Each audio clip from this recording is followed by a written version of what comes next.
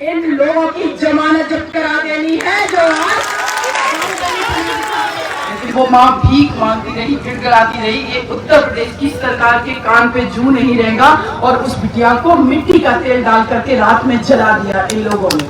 कि जब आप वोट डालने जाएं ये सोच लेना कि कोई भी निरंकुश सरकार हमारी बेटियों को रात में मिट्टी का तेल डाल के नहीं जला सकती। गुंडा माफिया बाहुबली इस तरीके से जेल के सलाखों के पीछे होते हैं, ये हमारी बहन जी ने करके दिखाया है।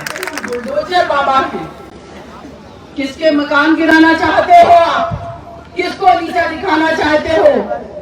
हमारे आम आदमी आम नागरिक को ये बुलडोजर, ये असला बंदूक, ये बाहुबलीपना आपके वोट से ताकतवर नहीं है।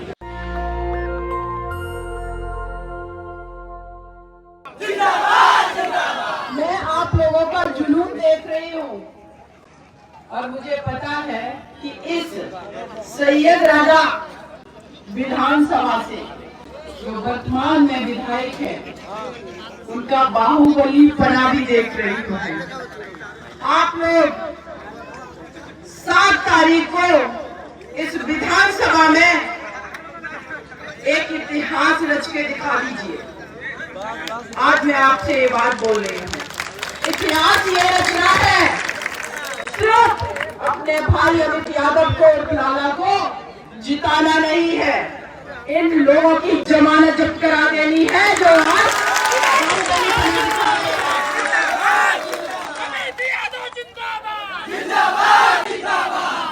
इस देश के अंदर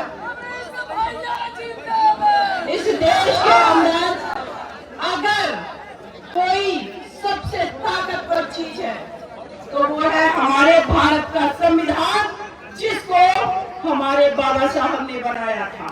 और उस संविधान के तहत जो आपको एक वोट का अधिकार मिला है, ये वोट का अधिकार किसी भी बाहुबली के 15,000, 15 लाख, 20 करोड़, 10 करोड़ मुर्गा और शराब, इन सारी चीजों से बहुत ताकतवर अधिकार है।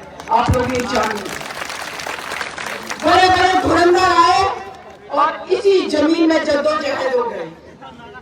आप सिर्फ अपने आप से प्रतिज्ञा कर लीजिए, चुनाव का समय है, कोई भी आकर के आपको लालच देगा, प्रलोभन देगा, आप इतने रुपए ले लीजिए।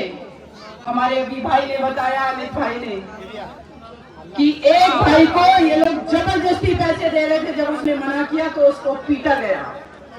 लेकिन मैं आज आप लोगों से एक बात कह रही हूँ, अगर आप लोगों ने लालच में आकर के समझौता कर लिया अपने वोट का, आप समझ लीजिए आपकी पीढ़ियों का भविष्य खराब होगा।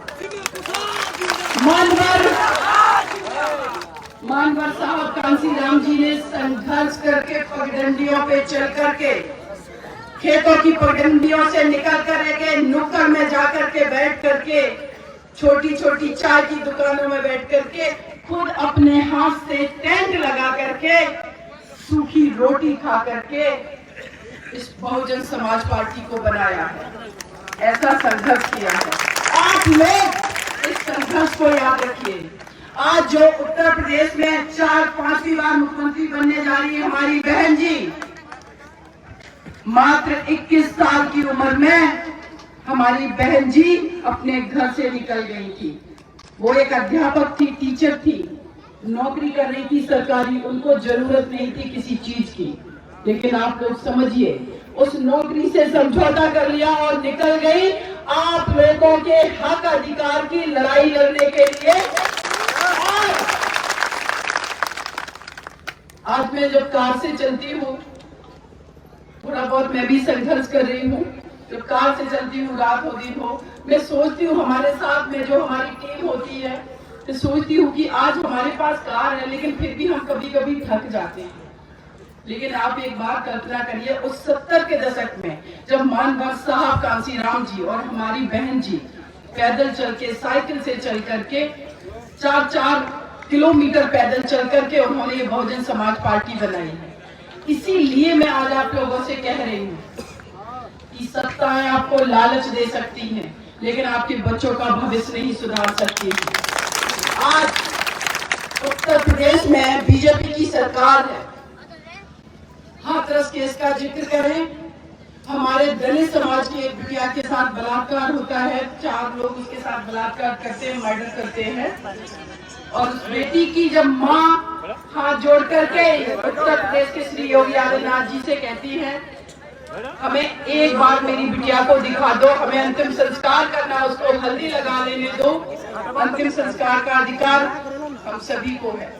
जब परिवार में किसी के गमी हो जाती, किसी की मृत्यु हो जाती है, लोग अपने रिश्तेदार नातेदारों को बुलाते हैं कि आखिरी बार देखिए, लेकिन वो माँ भीख मांगती रही, गिड़गिड़ाती रही। ये उत्तर प्रदेश की सरकार के कान पे जू नहीं रहेगा, और उस बिटिया को मिट्टी का तेल डाल करके रात में जला दिया इन लोगों ने।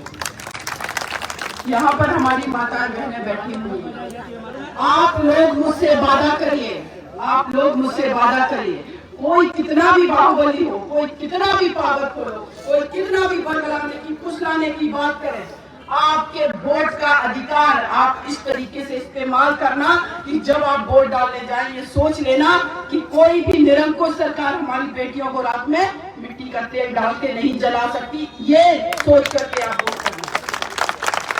हमारे इतने यहाँ युवा भाई खड़े हुए हैं, यहाँ पर हमारे युवा भाई खड़े हुए, हमारे बड़े बुजुर्ग बैठे हुए हैं। मैं आज फील्ड उत्तर प्रदेश में हर जगह जा रही हूँ, लोगों से बात कर रही हूँ। किसी भी पार्टी का कोई भी व्यक्ति है, सपोर्टर है, वोटर है, उससे अगर हम बात कर लेते हैं थोड़ी देर कि चाचा जी सही मन से बताइएगा कि उत्तर प्रदेश में सबसे सही शासनकाल किसका था। भले ही वो तेज नहीं चिल्लाते हैं, क्योंकि तेज अगर चिल्लाएंगे तो ये सत्ता में बैठे लोग दबाने का काम करते हैं, इसलिए धीमे से बोल के निकल जाते हैं। बहन जी के अलावा किसी का शासनकाल अच्छा नहीं है। कानून का राज क्या होता है, ये कोई बहन जी से सीखे। गुंडा, माफिया और बाहुबली इस तरीके से जेल के सलाखों के पीछे होते हैं, ये हमारी बहन जी ने करके दिखाया है। इसीलिए आज आप लोगों से मेरा अनुरोध है, आज से 5 साल पहले आप सभी ने, एक हमारे मानवर साहब कहते थे, वोट हमारा राज तुम्हारा नहीं चलेगा, नहीं चलेगा। लेकिन आप लोगों ने अपना वोट दे करके उनको राजा बना दिया, उनको राज दे दिया था।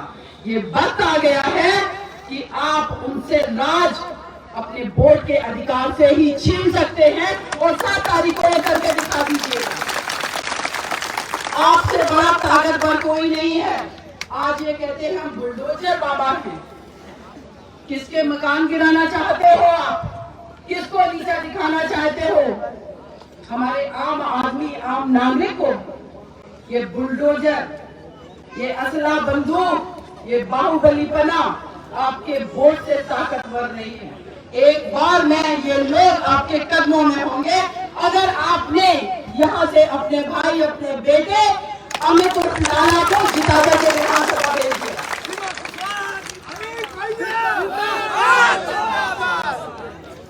हमारे उत्तर प्रदेश राज्य के आज युवा बीए पास है, इधर बहुत लोग खड़े हुए हैं, कोई एमए पास है, कोई बीएड है, कोई बीटीसी कर लिया किसी ने, नौकरी नहीं है हाथ में। बहन जी का शासनकाल आया, 23 लाख नौकरियां दी बहन जी ने, घोषणाएं नहीं की थी। बहन जी हमारी हवाई बातें नहीं करती हैं, जब वो सत्ता में होती हैं उनको पता होता है मेरे अपने लोगों को, मेरे उत्तर प्रदेश के लोगों को किस चीज की जरूरत है, बिना कहे वो काम करती हैं। हमारे उत्तर प्रदेश के अंदर जो यमुना एक्सप्रेस वे बना या गंगा एक्सप्रेस वे की बात कर लें, किंग जॉर्ज मेडिकल कॉलेज की बात कर लें, 6 वैश्विक स्तर की यूनिवर्सिटी की बात कर लें, महामाया इंटर कॉलेज की बात कर लें, छत्रपति साहू जी विश्वविद्यालय की बात कर लें, अंबेडकर जी के नाम से बने गांवों की बात कर लें, मानवर कांसी राम जी के नाम से बने आवासीय घरों की बात कर लें। बहन जी ने क्या नहीं दिया, सब कुछ दिया है। हमारे आपके घरों की बेटियां, माताएं, बहनें रात में भी सुरक्षित घूम सकती थी, क्योंकि लोगों को डर था कि अगर हमने किसी बेटी के साथ अपराध किया, अगर हमने किसी किसान भाई के साथ कुछ भी गलत किया तो जेल में होंगे। लेकिन यही योगी आदित्यनाथ जी की सरकार में इनके कैबिनेट मंत्री का बेटा लखीमपुर खीरी में हमारे किसान भाइयों को दिन दहाड़े रोते हुए कुचलते हुए निकल गया। पता है क्यों निकला? कि हम लोगों ने इनको इतने ज्यादा वोट दे दिए थे, इनको बहुमत में ला जा करके बैठा दिया, तो इनको घमंड आ गया। इस घमंड को, इस निरंकुशता को आप लोग नीचे गिरा के दिखाइए। आप किसान भाई हमारे वहां पर बैठे हैं, बहन जी का शासनकाल था, फसल का सही मूल्य मिला था। पिछले 1 साल से हमारे किसान भाई दिल्ली में बैठे जब आंदोलन करे, उनको आतंकवादी कहा इन्होंने। रोड पर अगर हम सब के लिए रोडें बनी हुई हैं, उन रोड पर इन लोगों ने कीले गाड़ दी, निकलने नहीं दिया। वही बहन जी का शासनकाल था। 42,000 करोड़ का जो बकाया भुगतान था पिछली सरकारों का, हमारी बहन जी ने सबसे पहला काम किया, उसका भुगतान किया। और आज मैं आप लोगों से ये बात दावे के साथ कहती हूँ, बहन जी हमारी 5वीं बार मुख्यमंत्री बन रही हैं। जितना भी लोग जो बाहुबल दिखा करके आपको, हमारे बच्चों को बरगला करके वोट लेने की कोशिश कर रहे हैं, ये सब सलाखों के पीछे होंगे।